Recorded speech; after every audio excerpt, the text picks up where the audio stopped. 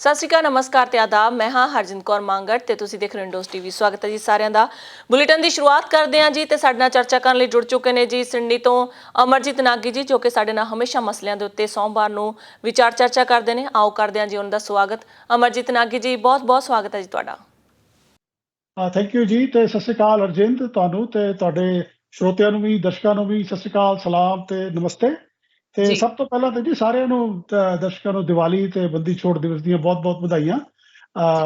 ਪਿਛਲੇ ਹਫਤੇ ਤਿਉਹਾਰ ਮਨਾਇਆ ਗਿਆ ਤੇ ਮੇਰੀ ਪਹਿਲੀ ਦਫਾ ਮੁਲਾਕਾਤ ਹੋਈ ਹੈ ਸਾਰਿਆਂ ਨਾਲ, ਤੇ ਸਾਰਿਆਂ ਨੂੰ ਬਹੁਤ-ਬਹੁਤ ਵਧਾਈਆਂ।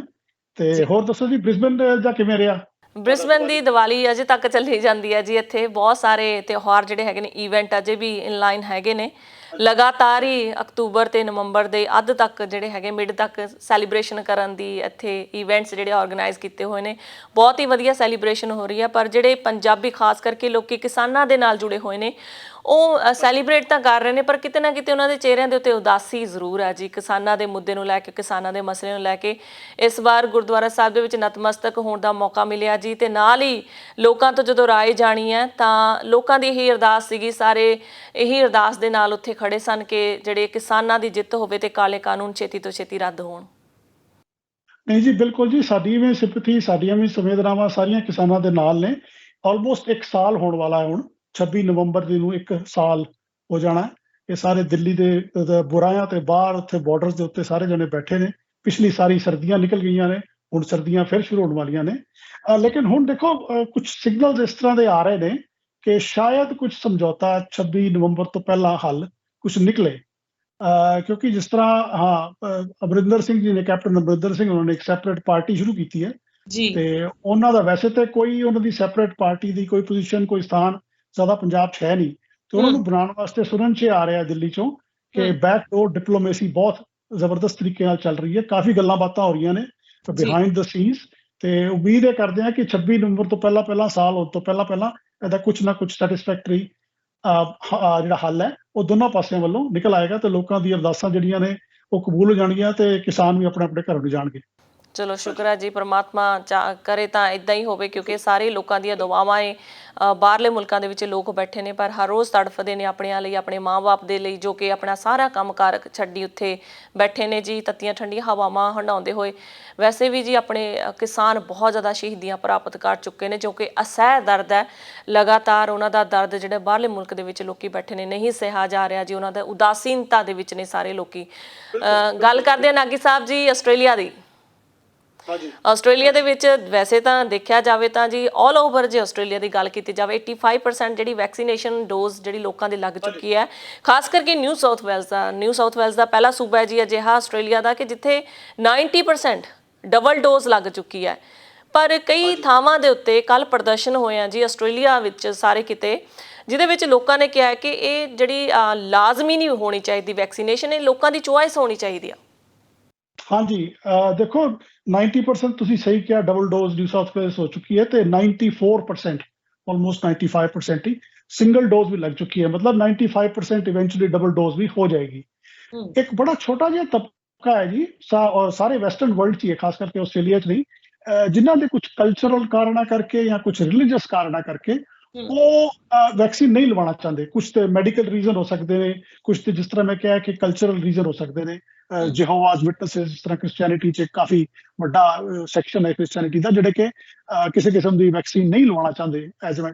ਤੇ ਹੁਣ ਲੋਕਾਂ ਨੂੰ ਇਹ ਕਿ ਅਗਰ ਜਦੋਂ ਇਹ ਮੈਂਡੇਟਰੀ ਕਰਤਾ ਗਿਆ ਤੇ ਫਿਰ ਇਹ ਕਾਨੂੰਨਨ ਬਣ ਜਾਣਾ ਹੈ। ਤੇ ਜਦੋਂ ਇਹ ਕਾਨੂੰਨਨ ਬਣ ਗਿਆ ਕਿ ਤੁਹਾਨੂੰ ਵੈਕਸੀਨ ਲਵਾਉਣੀ ਹੈ, ਤੇ ਜਿਹੜਾ ਫਿਰ ਕਾਨੂੰਨ ਨਹੀਂ ਲਵਾਏਗਾ, ਉਹਦਾ ਮਤਲਬ ਉਹ ਕਾਨੂੰਨ ਤੋੜ ਰਿਹਾ, ਤੇ ਉਹਨੂੰ ਫਿਰ ਕੋਈ ਪੈਨਲਟੀ ਵੀ ਹੋ ਸਕਦੀ ਹੈ, ਕੋਈ ਸਜ਼ਾ ਵੀ ਮਿਲ ਸਕਦੀ ਹੈ, ਜੌਬ ਤੋਂ ਵੀ ਉਹਨੂੰ ਖਤਰਾ ਹੋ ਸਕਦਾ।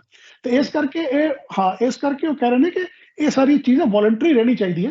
ਤੇ ਜਿੱਥੋਂ ਤੱਕ ਮੇਰੀ ਸਮਝ ਹੈ, ਵਾਈਡਰ ਪੋਪੂਲੇਸ਼ਨ ਵਾਸਤੇ ਇਹ ਹਾਲੇ ਵੀ ਆਸਟ੍ਰੇਲੀਆ 'ਚ ਵੋਲੰਟਰੀ ਹੀ ਹੈ। ਇਹ ਸਿਰਫ ਕੁਝ ਸਿਚੁਏਸ਼ਨਸ ਨੇ, ਕੁਝ ਪ੍ਰੋਫੈਸ਼ਨਸ ਨੇ, ਹੈਲਥ ਕੇਅਰ ਜਿਸ ਤਰ੍ਹਾਂ ਇੱਕ ਹੋ ਗਿਆ, ਹੈਲਥ ਕੇਅਰ ਵਾਸਤੇ ਮੈਂਡੇਟਰੀ ਕਰਤੀ ਗਈ ਹੈ। ਐਜੂਕੇਸ਼ਨ ਸੈਕਟਰ ਵਾਸਤੇ ਵੀ ਇਹ ਮੈਂਡੇਟਰੀ ਕਰਤੀ ਗਈ ਹੈ ਕਿ ਜਿਹੜੇ ਲੋਕ ਟੀਚਰਸ ਨੇ ਬੱਚਿਆਂ ਦੇ ਕੰਟੈਕਟ ਵਿੱਚ ਆਉਣਾ। ਤੀਸਰਾ, ਟਰੈਵਲ ਵਾਸਤੇ ਦੇਖੋ ਆਲਮੋਸਟ ਮੈਂਡੇਟਰੀ ਹੈ, ਤੁਸੀਂ ਟਰੈਵਲ ਨਹੀਂ ਕਰ ਸਕਦੇ ਅਗਰ ਇਹ ਤੁਹਾਨੂੰ ਨਾਲ ਆਈ ਹੋਏ। ਤੇ ਉਹਨਾਂ ਦਾ ਕਹਿਣ ਦਾ ਮਤਲਬ ਹੈ ਕਿ ਇਹ ਲੋਕਾਂ ਦੀ ਚੋਇਸ ਹੋਣੀ ਚਾਹੀਦੀ ਹੈ। ਜਦੋਂ 95% ਤੱਕ ਨੇ ਲਵਾ ਲਿਆ, ਉਸ ਤੋਂ ਬਾਅਦ ਫਿਰ ਮੈਂਡੇਟਰੀ ਕਰਨ ਦਾ ਕੋਈ ਮਤਲਬ ਨਹੀਂ ਬਣਦਾ। ਜਿਹੜਾ ਬੰਦਾ ਨਹੀਂ ਲਵਾਉਣਾ ਚਾਹੁੰਦਾ ਉਹ ਨਾਲ ਹੋਇਆ, ਬਾਕੀ ਆਪਣੇ ਪ੍ਰੋਟੈਕਟ ਹੋ ਗਏ ਨੇ ਹੁਣ। ਤੇ ਇਸ ਕਰਕੇ ਸਾਰੇ ਆਸਟ੍ਰੇਲੀਆ 'ਚ ਹੀ ਇਹ ਬੜੀ ਜ਼ਬਰਦਸਤ ਕੱਲ ਪ੍ਰੋਟੈਸਟ ਹੋਈ ਹੈ ਸਿਡਨੀ 'ਚ ਵੀ, ਗੋਲਡ ਕੋਸਟ ਤੇ ਵੀ ਹੋਈ ਹੈ, ਡਾਰਵਿਨ ਵੀ ਹੋਈ ਹੈ, ਐਡਲੇਡ 'ਚ ਵੀ ਹੋਈ ਹੈ, ਕਿ ਇਹਨੂੰ ਮੈਂਡੇਟਰੀ ਨਹੀਂ ਕਰਨਾ ਚਾਹੀਦਾ। ਜਿਹਦੀ ਵੋਲੰਟਰੀ ਰੱਖੋ, ਜਿਹਨੂੰ ਜ਼ਰੂਰਤ ਹੈ ਆਪਣੇ ਲਵਾ ਲੈ, ਮਾਈ ਬੋਡੀ ਮਾਈ ਚੋਇਸ, ਇਹ ਉਹ ਵਾਲੇ ਪ੍ਰੋਟੈਸਟ ਵਾਲੇ ਨੇ, ਤੇ ਉਹ ਕਹਿੰਦੇ ਨੇ ਕਿ ਇਹਨੂੰ ਮੈਂਡੇਟਰੀ ਨਹੀਂ ਕਰਨਾ ਚਾਹੀਦਾ, ਲੀਗਲੀ ਨਹੀਂ ਹੋਣੀ ਚਾਹੀਦੀ ਬਾਈਂਡਿੰਗ, ਕਿਉਂਕਿ ਆਪਣੀ ਮਰਜ਼ੀ ਨਾਲ ਲਵਾ ਲੈਣ, ਦੈਟਸ ਫਾਈਨ।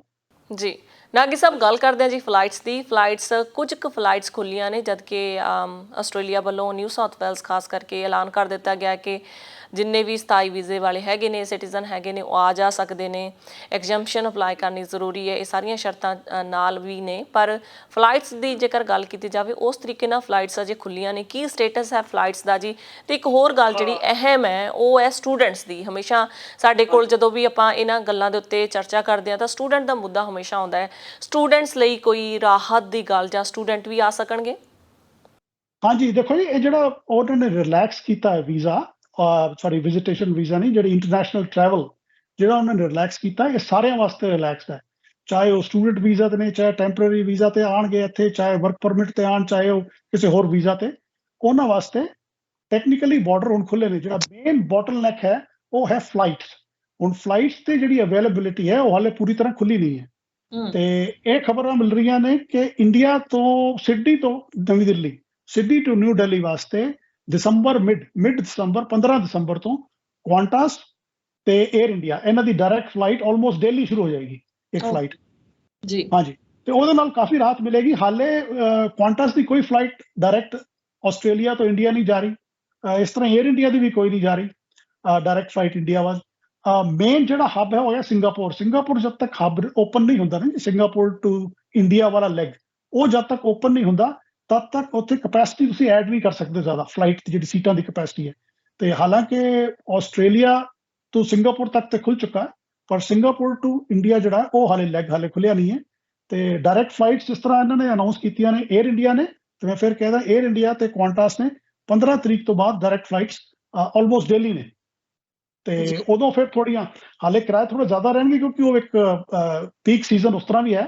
ਤੇ ਪੀਕ ਸੀਜ਼ਨ ਜਿਹੜਾ ਨਾਰਮਲੀ ਜਿਹੜਾ ਨਾਰਮਲ ਸੀਜ਼ਨ ਹੈ ਉਹ ਫਰਵਰੀ ਮਾਰਚ ਤੋਂ ਠੀਕ ਹੋ ਜਾਂਦਾ ਹੁੰਦਾ, ਜਾਂ ਐਂਡ ਜਨਵਰੀ ਤੋਂ ਠੀਕ ਹੋਣਾ ਸ਼ੁਰੂ ਹੋ ਜਾਂਦਾ, ਤੇ ਉਸ ਤੋਂ ਬਾਅਦ ਮੇਰਾ ਖਿਆਲ ਕਿਰਾਏ ਵੀ ਠੀਕ ਹੋ ਜਾਣਗੇ ਤੇ ਫਲਾਈਟਸ ਵੀ ਠੀਕ ਹੋ ਜਾਣਗੇ। ਇੱਥੇ ਗੱਲ ਕਰਨੀ ਚਾਹਨੀ ਹੈ ਜੀ ਫੇਅਰਸ ਦੀ, ਕਿਉਂਕਿ ਟਰੈਵਲ ਫੇਅਰ ਬਹੁਤ ਜ਼ਿਆਦਾ ਹੈ ਜੀ। ਲੋਕੀ ਜੇਕਰ ਆਪਣਾ ਟੂਰ ਟਰੈਵਲ ਪਲਾਨ ਵੀ ਕਰ ਰਹੇ ਨੇ ਤਾਂ ਇਸੇ ਕਰਕੇ ਉਹਨੂੰ ਡ੍ਰੌਪ ਕਰ ਰਹੇ ਆ, ਕਿਉਂਕਿ ਇੰਨਾ ਜ਼ਿਆਦਾ ਜਿਹੜੀ ਆਪਾਂ ਵਨ ਵੇ ਵੀ ਅਗਰ ਕਰਾ ਰਹੇ ਹਾਂ ਜੀ, $2,000 ਦੀ ਵਨ ਵੇ ਜਿਹੜੀ ਹੈਗੀ ਆ ਉਹਦੇ 'ਚ ਆ ਰਿਹਾ ਕਿ ਇੰਨੀ ਮਹਿੰਗੀ ਆ ਟਿਕਟਸ।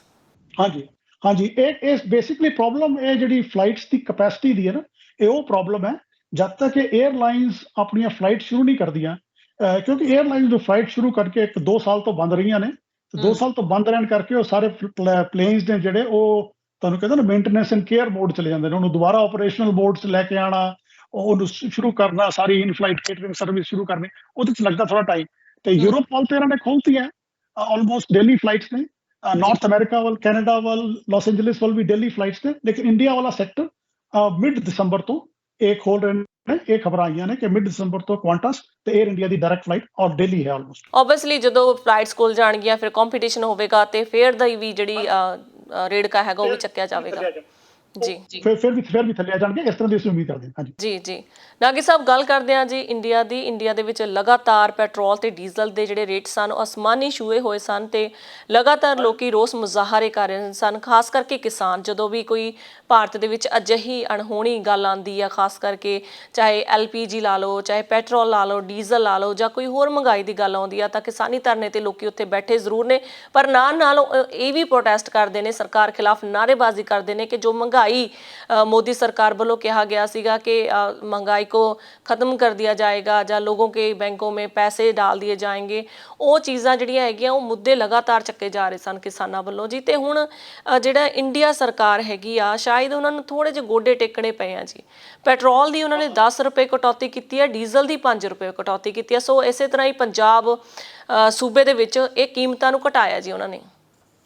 ਹਾਂਜੀ, ਨਹੀਂ ਇਹ ਬਿਲਕੁਲ ਠੀਕ ਗੱਲ ਹੀ। ਜੇ ਕਿਸਾਨਾਂ ਦਾ ਪ੍ਰੈਸ਼ਰ ਵੀ ਰਿਹਾ ਤੇ ਐਕਚੁਅਲੀ ਕਿਸਾਨਾਂ ਦੇ ਪ੍ਰੋਟੈਸਟ ਕਰਕੇ ਜਿਹੜੀਆਂ ਬਾਈ ਇਲੈਕਸ਼ਨਸ ਹੋਈਆਂ ਨੇ 2-3, ਸਪੈਸ਼ਲੀ ਹਿਮਾਚਲ ਪ੍ਰਦੇਸ਼ ਜਿਹੜਾ ਉਹਨਾਂ ਨੂੰ ਧੱਕਾ ਲੱਗਾ ਜੀ ਥੋੜਾ, ਉਹਦੇ ਨਾਲ ਉਹ ਵਾਕਈ ਸਰਕਾਰ ਹਿਲ ਗਈ ਹੈ ਤੇ ਉਹਨਾਂ ਨੂੰ ਇਹ ਸਮਝ ਆਈ ਕਿ ਕੁਝ ਹੁਣ ਪਿੱਛੇ ਹਟਣਾ ਪੈਣਾ, ਬਿਲਕੁਲ ਅੜਕੇ ਨਹੀਂ ਗੁਜ਼ਾਰਾ। ਤੇ ਇਸੇ ਕਰਕੇ ਜਿਸ ਤਰ੍ਹਾਂ ਪਹਿਲਾਂ ਵੀ ਮੈਂ ਕਿਹਾ ਸੀ ਕਿ ਹੁਣ ਉਹ ਕਿਸਾਨਾਂ ਦੀ ਗੱਲ ਨੂੰ ਵੀ 26 ਨਵੰਬਰ ਤੋਂ ਪਹਿਲਾਂ मेरे ख्याल ਉਹਨੂੰ ਹੱਲ ਕਰਨ ਦੀ ਕੋਸ਼ਿਸ਼ ਕਰਨਗੇ। ਉਹਨਾਂ ਨੇ ਪੈਟਰੋਲ ਦੇ ਭਾਅ ਤੁਸੀਂ ਠੀਕ ਕਿਹਾ 10 ਰੁਪਏ ਤੇ 5 ਰੁਪਏ ਘਟਾਤੇ ਨੇ। ਸਟੇਟ ਗਵਰਨਮੈਂਟਸ ਨੇ ਵੀ ਆਲਮੋਸਟ ਮੈਚਿੰਗ 5-10 ਰੁਪਏ ਘਟਾਤੇ ਨੇ ਤੇ ਹੁਣ ਜਿਹੜਾ ਪੈਟਰੋਲ ਹੈ ਪੰਜਾਬ 'ਚ ਮੇਰੇ ਖਿਆਲ ਤੇ ਸ਼ਾਇਦ 95 ਰੁਪਏ ਤੇ ਕਰੀਬ ਲੀਟਰ ਹੈ। ਹਾਂ ਤੇ ਡੀਜ਼ਲ ਜਿਹੜਾ 84 ਦੇ ਲੀਟਰ ਆ ਗਿਆ ਤੇ ਉਹ ਕੁਛ ਰਾਹਤ ਉਹਨਾਂ ਨੂੰ ਮਿਲੀ ਹੈ। ਹੋਪਫੁਲੀ ਦੀਵਾਲੀ ਤੋਂ ਪਹਿਲਾਂ ਨਾ ਸੀ, ਦੀਵਾਲੀ ਤੋਂ ਜਸਟ ਬਾਅਦ ਹੀ ਸਹੀ ਮਿਲ ਗਈ। ਇਹ ਲੋਕਾਂ ਵਾਸਤੇ ਇੱਕ ਚੰਗੀ ਖਬਰ ਹੈ ਤੇ ਅਸੀਂ ਉਮੀਦ ਕਰਦੇ ਹਾਂ ਕਿ ਜਿਸ ਤਰ੍ਹਾਂ ਇਲੈਕਸ਼ਨਾਂ ਨੇੜੇ ਆਉਣਗੀਆਂ ਹੋਰ ਵੀ ਰਾਹਤਾਂ ਇਸ ਤਰ੍ਹਾਂ ਦੀਆਂ ਮਿਲਣਗੀਆਂ। ਸਾਡਾ ਮੇਨ ਮਸਲਾ ਵੀ ਕਿਸਾਨਾਂ ਦਾ ਮੁੱਦਾ ਵੀ ਹੱਲ ਹੋ ਜਾਏਗਾ। ਜੀ ਜੀ, ਬਹੁਤ ਸ਼ੁਕਰੀਆ ਨਾਗੀ ਸਾਹਿਬ ਸਾਰੀ ਜਾਣਕਾਰੀ ਦੇ ਲਈ। ਮਿਲਦੇ ਹਾਂ ਜੀ ਅਗਲੇ ਹਫਤੇ। ਥੈਂਕ ਯੂ ਜੀ, ਥੈਂਕ ਯੂ। ਸੋ ਦਰਸ਼ਕੋ, ਸਮਾਂ ਹੋ ਚੱਲਿਆ ਤੁਹਾਡੇ ਤੋਂ ਵੀ ਇਜਾਜ਼ਤ ਲੈਣ ਦਾ। ਨਵੇਂ ਤੇ ਤਾਜ਼ਾ ਖਬਰਾਂ ਲਈ ਦੇਖਦੇ ਰਹੋ ਇੰਡਸ ਟੀਵੀ ਆਸਟ੍ਰੇਲੀਆ। ਧੰਨਵਾਦ।